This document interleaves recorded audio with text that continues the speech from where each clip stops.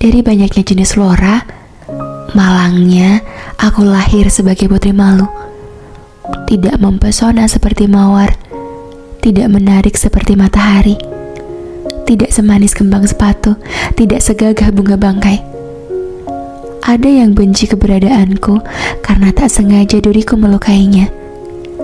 Ada yang menyukai kedatanganku karena asyik untuk dipermainkan. Ada yang caranya mengelus, ada pula yang caranya menginjak. Namun, beruntungnya aku bisa tumbuh di mana saja, persetan dengan suhu dan daerah. Apa aku terlalu kuat atau terlalu liar? Entahlah, yang jelas aku tidak perlu bergantung pada manusia untuk menyiramiku setiap hari. Aku masih terus tumbuh dengan air hujan yang datang sesekali.